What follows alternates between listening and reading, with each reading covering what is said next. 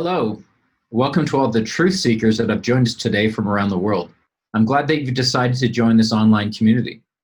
For the next hour, GMDC will help you uncover new ideas that will push your thinking inside and outside of your business. My name is Mark McKelsey, and I lead the people and the projects that bring you insights, shopper trends, and next practices from Global Market Development Center. This Infocast will make your lunch hour profitable by demonstrating just how the curiosity and the power of the consumer must be at the core of your strategy. In other words, the way you've done things in the past is not the way your future success will happen. Retailers and brands, more than ever, must be adaptive and in constant flux in order to connect with evolving populations. So, how you respond to this session is important. Without further ado, let's jump into it. I'm coming to you live from Colorado Springs and have Gabe Wight from Webata on the line live from St. Louis today. The Infocast is going to help you understand the resources that are needed to sell on Walmart's digital platform with an in-depth look at how to manage the technology and lookouts going forward. Our goal is to help you and brands create a roadmap to success to capture share and make you a better fighter against all the noise that's taking place. So let's take a bit more time, and I'd like to help you understand why this Infocast is so important for your business. Bit of a history for you. It's clear that Walmart is winning on many fronts. While online sales continue to grow, consumers continue to flood into the Walmart stores as well. In 2018, their online presence grew at an outstanding 33%, according to the CNN market reports. The shift for Walmart.com is not about taking everything online, but rather they are using their family of platforms to complement purchases that you would otherwise make in the store. It's a dual strategy, and it's quite smart. Buy more online, and you'll probably continue to make more trips to the stores because you had a great experience. Likewise, find what you need in the store at the right price, and you'll probably think of buying on Walmart.com because you know they'll have what you need if you're not near a location. Walmart has seemed to figure out what the consumer's propensity is between spending from the physical and the virtual wallet. But where Walmart may be falling short is expecting its customers to be buying groceries virtually. So they're taking their investments to other countries. In an effort to understand what the future is for North America and bring learnings back, Walmart struck a $16 billion deal with Flipkart last year. Coined as one of the biggest business deals in Walmart's history. Walmart's investments continue abroad and with more than just inside the food space. They started with Jet.com, but now have also pulled in ModCloth and Bonobos, Moose Jaw, Hay Needle, even Lord & Taylor to expand and flex its muscles to its competitors, namely Amazon. The question still remains for everyone who's in the retailing business and on the line today. And we won't get to this today, but with so much e-com scrappiness by the players with the most money, it begs the question, will Walmart become Amazon before Amazon becomes Walmart? Gabe, can you help our viewers know a bit more what they can expect to learn today? Sure, Mark. I think my assumption is that most viewers on the line have a pretty extensive amount of brick and mortar experience and understand well the principles in how to merchandise in brick and mortar. And I'm hoping today to help share how to think about taking those principles and leveraging them to building a strategy around e-commerce to grow sales through e-commerce. Thanks. So back to our viewers, before we get started and dive in, I'd like to remind all of you that we can take questions during or after the session by using the Q&A button at the bottom of your screen. Not the chat button, but please use the Q&A. The chat button is there for different reasons. We'll get to those Q&As at the end of the hour. So let's get started. Back over to you, Gabe. Thanks, Mark. Welcome, everyone, and happy Thursday. I'm going to share my screen quickly, and we'll get started.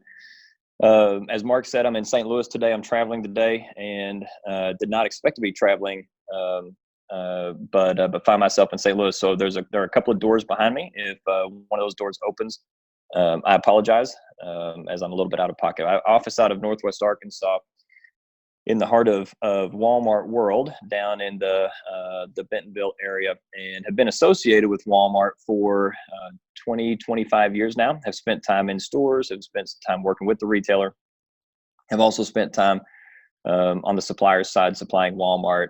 Most of my time at agency, and especially early in my career in shopper marketing around Walmart, and helped Walmart with store design and brands with store design and merchandising from an agency perspective. And I've also spent time on the brand side. And the last few years, I've been diving deep into e-commerce and understanding what how to drive e-commerce sales, and really today hope to help paint a picture for how to think about a strategy for merchandising in e-commerce.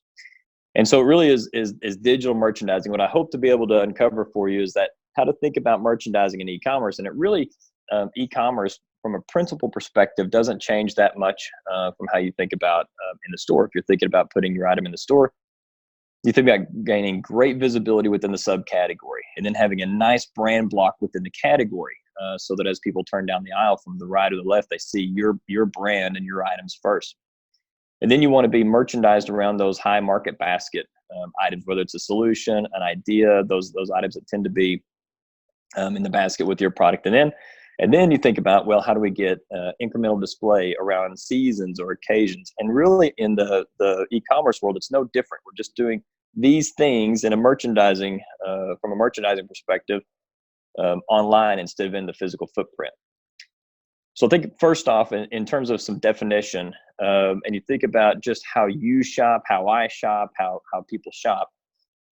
There are a couple of ways to find a product. There's the navigation, and in the old worlds of e-commerce, it was very common to go that left-hand navigation pane and navigate to a department and then to an item.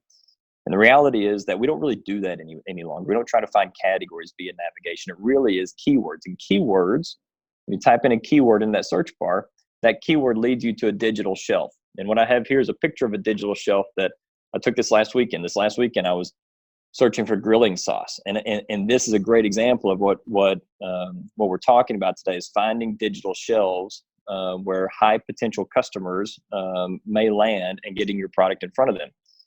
And so in this case, we've got the search was grilling sauce. And I don't think Fancy Feast necessarily meant to end up here, but in grilling sauce, you'd expect to find marinades and barbecue sauce, and certainly we have those. But 2 of the top 10 results are Fancy Feast cat food.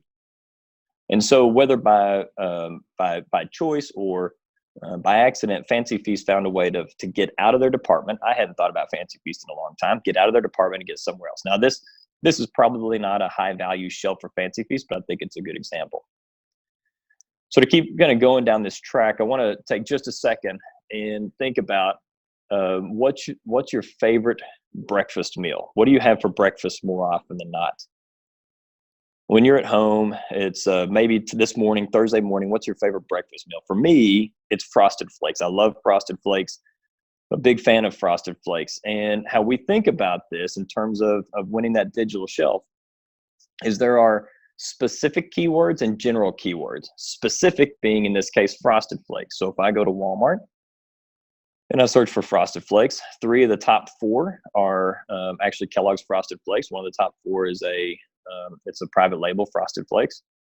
And then 3 of the top 8 are Kellogg's Frosted Flakes. And if I get a little bit less specific and I think, well, I just want a kid's cereal, then all of a sudden Frosted Flakes isn't there. Or if I get a little bit more general and I'm just looking for breakfast ideas, there's no Frosted Flakes. I think as you think about your category and your items, this is the way we think about it in terms of proximity to purchase, meaning that how close is that search term? How close is that shelf to an intent to purchase your product? And again, goes back to that in-store where we've got to win great visibility in the subcategory, have to win great visibility within the category, and then we're looking for visibility within the department, and then with market basket items, and expanding out into solutions and occasions. And so we're thinking about casting these nets of visibility. So some things we know before we really get into how to make all this work. Some things we know. Walmart or e-commerce is Walmart's growth engine. And if you pay attention to Walmart really at all, it's very clear that that's their growth engine. Mark mentioned several of these, some key points earlier. E-com in the US is growing at over 40% year over year. And Walmart feels very good about. They're making huge e-com investments. And their comp store growth is being largely fueled by e-com, specifically their online grocery pickup platform. And online grocery pickup hasn't necessarily been as relevant to general merchandise suppliers, but as every department goes live on online grocery pickup, becomes very relevant to general merchandise suppliers. And so being well represented isn't just about a ship to home purchase any longer. It's also about a pickup at store and that online grocery pickup trip. The other things we know is that e-commerce sales are not guaranteed. I think this is a big misconception in the world. We all see news reports, these 16-year-old kids making $1 million on Amazon. And so there tends to be a little bit of an assumption that if we list an item, it will sell. However, having an item listed does not guarantee sales. It's been probably a year and a half ago, maybe even a little bit longer. I was with one of the heads of item acquisition at Walmart, and asked the question, what percent of items listed on Walmart.com have ever been viewed, just viewed? And the response was low single digits.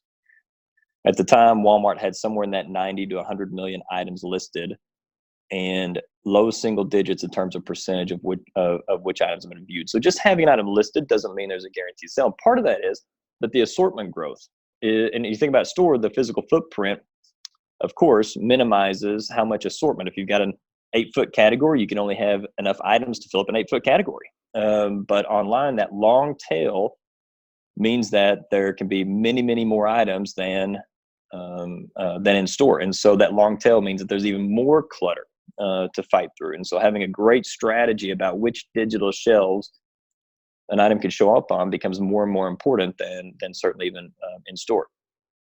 And then lastly, we also know that marketing dollars aren't able to support all items at all times, and just really there aren't any brands that can promote more than about 10 to 20% of their items more than about 10 to 20% of the time.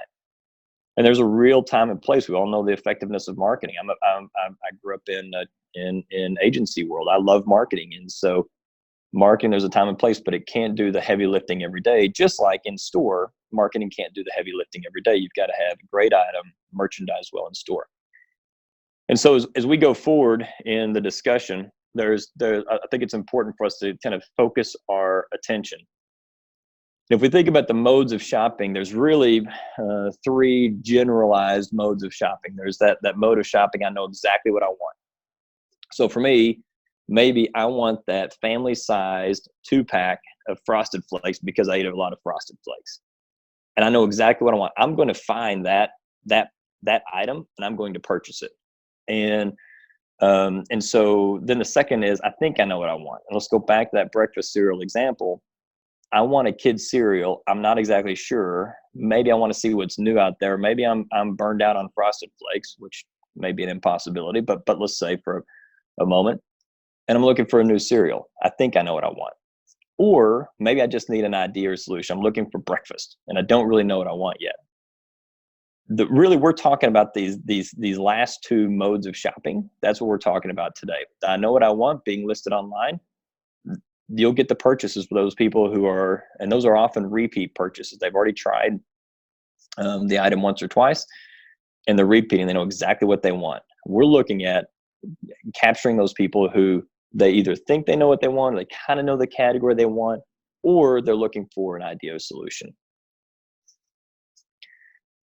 So let's shift gears just a little bit. And I think it's important to know from a foundation level, Webata and what we do, and that will help to put into context some of the discussion that we have ongoing here. And so at Webata, we've got software and technology to understand how to merchandise on Walmart.com and grocery.walmart.com.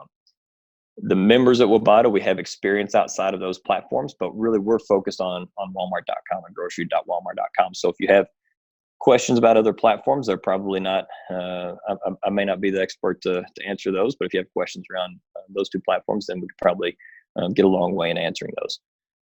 What we do is we do on-site, meaning on Walmart.com or grocery.walmart.com, on-site keyword mining. We value those keywords and we map those keywords to your portfolio. And you'll see some examples of how that happens. We have item and keyword monitoring. Item meaning velocity of item, sales of item, keyword, how well is that keyword performing for us? How strong is that keyword? And then what is the attribution of that keyword to sales? And therefore, is it time to move on to another keyword?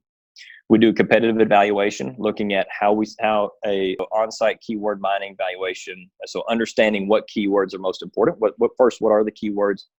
How are they most important, et cetera. Taking the universe of keywords and mapping to a portfolio, understanding how that fits within the competitive context, and then developing those new item launch type keyword strategies that are different than current item keyword strategies.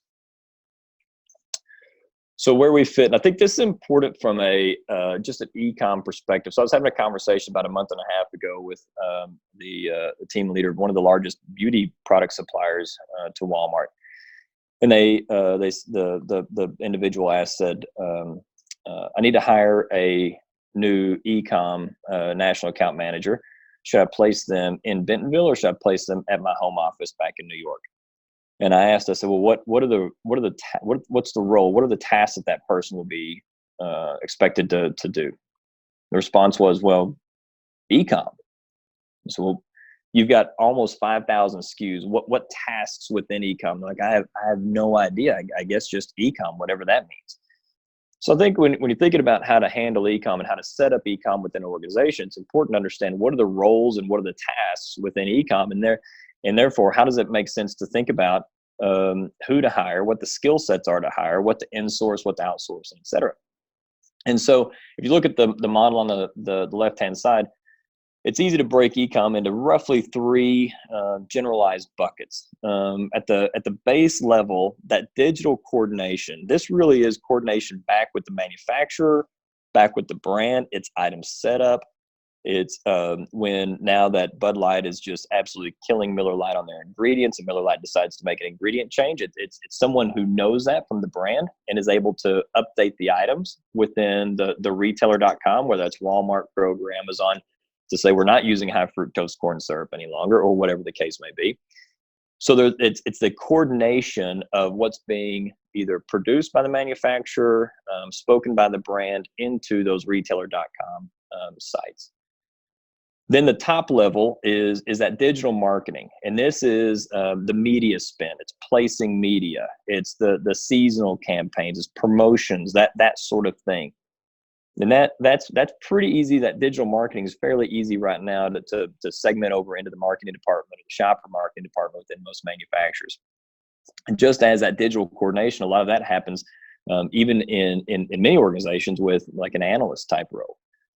That middle section is a place that is often left untouched, and that's the merchandising. That's the everyday, how are we showing up on shelf, and what shelves are we showing up, and how are we leveraging shelves as a strategy to win visibility and ultimately purchase. And that includes some pretty important pieces, that like category placement. What category do we sit in? Good example of this is, and how to think about how to leverage categories. I was talking with a supplier, and I won't mention the name, but they live in the toy department, and they have a 50-cent little toy.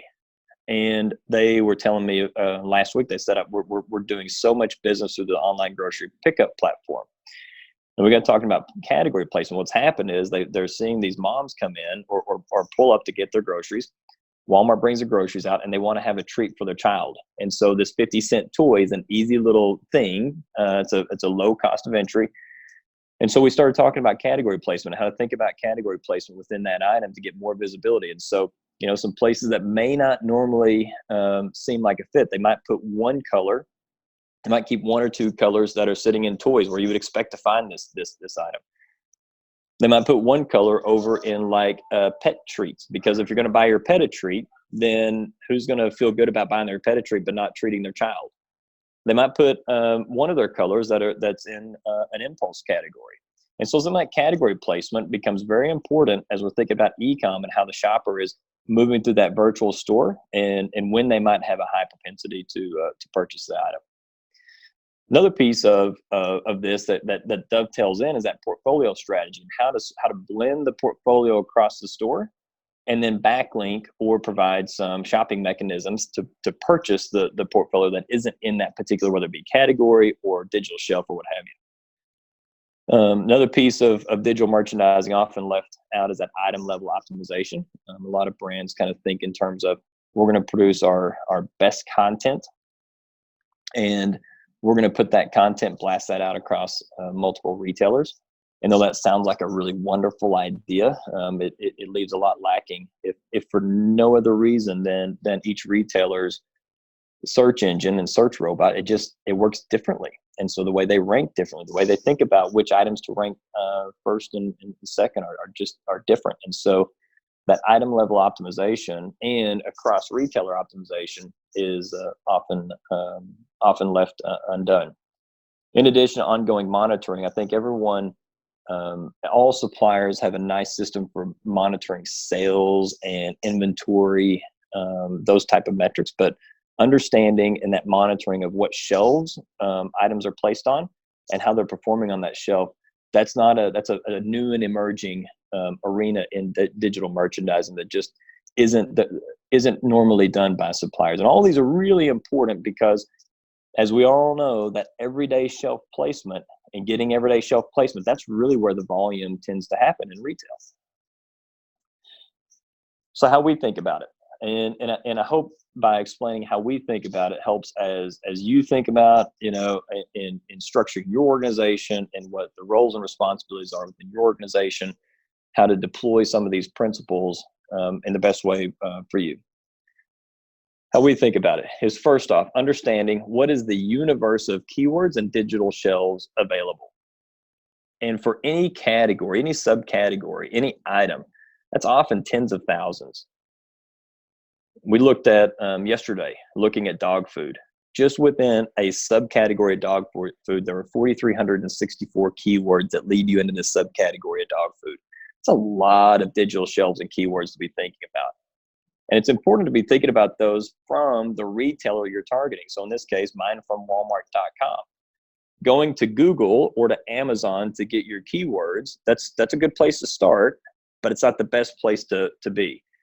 It's important to get those directly from the source of truth where they're happening, because there's not a lot of overlap. When you look at the actual data around, say, top 10 keywords, and you look across categories, the top 10 keywords used for any category in Amazon versus the top 10 for that category in Walmart or Kroger or Target, there's typically only about a 20 to 30% overlap. And so it's important to think about keywords specific to the retailer. And then we inform and validate through Google to understand and Google is a barometer for what the mass market is thinking about. Once that universe of keywords and digital shelves understood, then understanding how to think about what's the highest potential, which ones have the most traffic, which ones are have the lowest maybe promotional pressure, which ones, how close are these to purchase intent? As an example, Frosted Flakes is really, really high to purchase intent for Frosted Flakes. Kids cereal isn't as close in purchase intent to Frosted Flakes. Breakfast is a little bit further out in terms of purchase intent to Frosted Flakes. So being able to rank and prioritize these becomes very important. And lastly is the winnable factor. And this is something that is very often overlooked.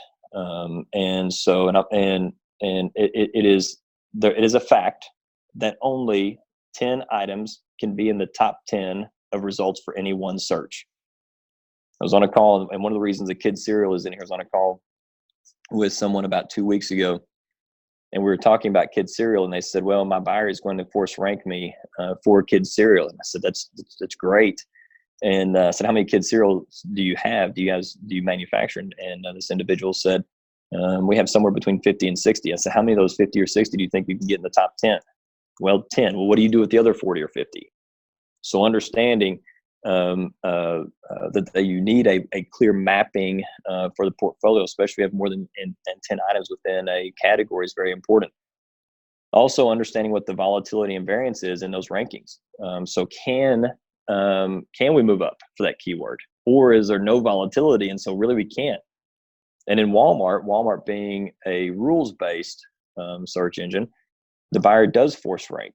And so there are some keywords that just aren't winnable because the buyer is force ranking other items. And then understanding how promotional pressure feeds in. And these things change on a regular basis. A force ranking can change on a regular basis. That promotional pressure, items go on clearance and they come off of clearance, they go on rollback, they come off of rollback. So understanding of that universe of keywords, which are the highest potential, and then of the which are highest potential are actually winnable, that's the basis of the keyword strategy. Then you can begin to map out those keywords across your items and across your portfolio. For us, we use a continuous improvement process. Most brands think that they can set their content and set the digital shelves they're targeting and forget it. The truth of it is, you have to be measuring on a daily basis to understand how the performance is going on that day and in total. And so we think about a continuous improvement process. We also think about how each keyword is attributing to sales. And so we're constantly looking at what is the next best keyword. What's the next best keyword? And on average, we're going in and touching items for items that we manage. We're going in and touching those items once every 2 to 3 weeks, as required by what the data shows us. So I think it's important for anyone to understand how, if you really want to understand how we think about these things, it's probably most important to see how do we measure, because that gives a lot of insight into our thought process and what we're paying attention to, and therefore what we're optimizing toward. So how we measure. This is our dashboard. It's our top view dashboard. And so, and this is a salsa client. All the actual numbers and some of the keywords have been faked for the purposes of presentation. The chart is not. It's a real chart. I'll show you. We'll kind of talk to that chart in a little bit. But our dashboard's built around sales. The whole reason we do digital merchandising, and the entire reason I would suggest that for your organization, you think about digital merchandising in a deeper way, is sales. That's what we're after here. So it really comes down to how are we performing in terms of sales, and how are we performing item by item, how are we performing for the total portfolio. It's really sales. So that top left of the dashboard is 100% focused around sales, and we can drill in, we can pull back, we can look at performance versus different time periods, but it is a sales-based system. On the right-hand side, I want to look at the chart that you see. And if you look at the chart, I think one of the misconceptions in keywords and digital merchandising is that your rank is your rank, and that's what happens. And so if I'm ranked number 5 on Walmart.com, I'm going to be number 5 on Walmart.com, and that's just not the case. And so each of those points along that graph, along the horizontal, those are days. And then the vertical is the ranking. And so in this case, we're looking at a medium salsa, and we're looking at for the keyword healthy appetizer. And you see that there's an incredible amount of variability within the ranking. And you get to the top hump, if you will, of the chart, and you see that there's a day where the item is ranked number 20. The next day it's ranked number 19, and the next day it's ranked back down to number 2. There's an incredible variability within the ranking. We actually look at ranking multiple times a day because there's an incredible variability, not just day to day, but within a day. And so these are actually average rankings. And then we have metrics built out around when is it time, how to what degree is this keyword giving us the right visibility and the right customer base, and ultimately leading into sales. And so we're looking at, we've got sales on the upper left hand, we've got this keyword understanding on the right hand side, and then the bottom left hand side, we're looking at the next best keywords. And these have been faked, and this is actually an aggregate of multiple departments, but regardless, you get the idea, where we can say, okay, the healthy appetizers is not leading. It's got the healthy appetizer is now is scoring kind of low in terms of sales attribution, and let's go to another keyword. It's time to change. And so those are the important things to know and measure. So because at the end of the day, we're looking for how do we increase that sales bottom line. So I'm going to stop monologuing in just a little bit and open up the sales. But I think one of the things that might be interesting is for someone like a Webata, how would you engage with someone like us? And we have a few different engagement models. And this is really, as I thought about today, is not necessarily as how would you engage directly with Webata, but how do you think about, what to insource and what to outsource. And in a broad spectrum, for merchandising, there's a couple of lines of demarcation. One of which is, do you have the resources to actually work on or update the content and the keywording around your item level content? If you do, then you might just need data. And that would be a way that you could engage with someone like us, is we just need the data so we know what to do. If you don't, you might need the data plus some of the content update help. At the same time, it might be that you say, you know what, we don't know that it's important to think about digital merchandising. So it might be that just some category benchmarking might be right. And so when you're thinking about e-com and building these out, most organizations, and I'm going to assume that most on the phone today, do not have a clear digital merchandising plan. And so I think the story from this slide, I would hope that you walk away is there are opportunities to dip your toe in the water in digital merchandising. And there are also ways to just go full in and begin digital merchandising across your portfolio. I think the one thing we all know is that more and more sales are shifting into e-com directly, dollars coming from e-com. Hey Gabe, this is Mark again. Sorry to interrupt. Your screen has gone black. I'm wondering if it's a connection issue. There we go. It actually back on now. Actually, the screen had gone black for about 3 or 4 minutes. So I'm going to try to get to just there we go, a cover type slide, and we'll talk from there. Thank you, Mark, for letting me know. Okay, thanks. So the what I hope that you could take away from that last slide is that you can dip your toe in.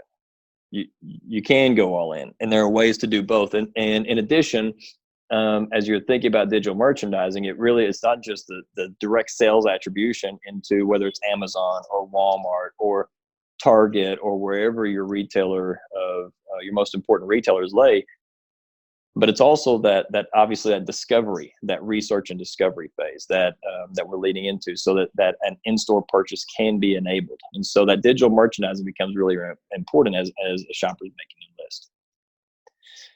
So a couple of summary points, and then we'll turn it over for Q&A. And one is that most organizations don't have a clear digital merchandising strategy, but as you're thinking about digital merchandising, it really is very appropriate to think about where you'd want to be placed in store, what items you'd want to be next to in store, and begin building out your strategy from there. So you'd of course want to be placed in category, and you want to be placed really, really well in category. And so, Mark, I don't know if I'm still on. I just got a message saying I got kicked off. Can you hear me still? No, I can hear you actually. It may be that your screen has stopped sharing because your presentation is over. So no, we can hear you fine, Gabe. Okay, perfect. So, it is very much think about the digital merchandising like you would think about your store merchandising. How do you want to be represented within your category? What are your brand and item key points difference and brand attributes that you want to promote? And then pull back from that a little bit. What are the market basket items you want to be close to? And then pull back from that a little bit. What are the seasonal items you want to be close to? And then start to identify how to deploy your portfolio, and really having more SKUs becomes an advantage versus fewer SKUs. How do you deploy that portfolio across that spectrum of category, market basket, and seasons and occasions? So I hope that comes away. And then lastly is that there is data available to help inform the decisions. And I think that's something that is a misconception, especially as it relates to the non-Amazon world. Most would say, yes, I do understand that there is data to help me make decisions on Amazon, but past that, I'm not sure that data exists, and data does exist to be able to make those decisions. And so I hope those are some of the key points that you walk away with today, and I hope it's helpful. So, Mark, I think if you agree, let's open up the Q&A. Yeah, thanks again, Gabe. We appreciate you and your partnership and some of the insights you're able to deliver today. It aligns perfectly with our GMDC Education Leadership Council in regards to helping, large and small brands, understand what's out there and really truly how to get to the top page as well. We host events like this, especially on how to do business on Amazon. And it's great to know how to do business on Walmart.com successfully as well. We do have a number of questions, and let's go ahead and get to those. We do have time, I think, to get to them all. We're about 38 minutes past the hour at this point. We still have another 15 minutes. We have an anonymous question that has come through. It says, please explain the role brands have versus the Walmart buyer has in determining which digital categories to participate in. Yes. So two answers to that, or a forked tongue answer, perhaps. Number one is the store merchant or the Walmart merchant can place you within a category physically in the store, obviously, and devote shelf space and obviously place in the store. In addition, they may give a category assignment of, if you are an air filter for a home, you're in home air filters. However, the brand can, to a large degree, determine how the shopper finds them, what category the shopper finds them in. So in that air filter, the shopper may be looking for allergies and home solutions. And all of a sudden, a digital shelf pulls up with a number of solutions to help remove allergies from their home. Or they might be searching for allergic to pet hair, pet dander, that sort of thing. And so the brand has a tremendous amount of opportunity to determine what categories they show up in, what shelves they show up on, based on the keywording. The reality is, when you look at the data, and I don't, unfortunately, this is the one time I wish I could remember a number, and I cannot remember. The vast majority of shoppers do not navigate. And that's where that category definition comes in from a buyer perspective, is that left-hand navigation pane. But if, as you're thinking on the phone, how you shop, you just don't navigate any longer. You search, and that's what. So the category definition in a physical space is very much determined by where you're placed, because the shopper has to go there. In a digital space, you have the opportunity to put yourself in front of the shopper in multiple locations. Gabe Scott is asking, the quick reorder feature on Walmart.com seems like it would suggest an item to a shopper pretty effectively. Do you know anything about how effective this feature is in driving repeat purchases of an item? I don't know specifically. I do know that the data would say once you purchase 2 or 3, sometimes it takes 4 times, an item within a category, your propensity to brand switch is you will not brand switch unless there is either a failure within that item to meet the utility for which you purchased it for, or B, there's a huge hill to climb for another brand to capture that purchase. And here's where that becomes, there are a number of places where that becomes important. But I think one of the most obvious places where that become important or to see is, as an example, that is subscribe and save. For anyone on the line who's a subscribe and save from Amazon member, if you think back when the last time you made a brand switch from subscribe and save, you most likely you haven't. Very rarely do I come across someone who's actually made a brand switch after they sign up for subscribe and save. And so, and it's the same thing with Walmart, specifically in their OGP platform. On their .com platform, and I think Walmart you may or may not see a subscribe and save type option with Walmart in the near future. But certainly within their OGP platform, once you make that second or third purchase, that is the item in the category that shows up every time for a quick repurchase. And so, and what it means is it has implications in terms of how we think about this. One thing we have to start thinking about is lifetime value of a customer.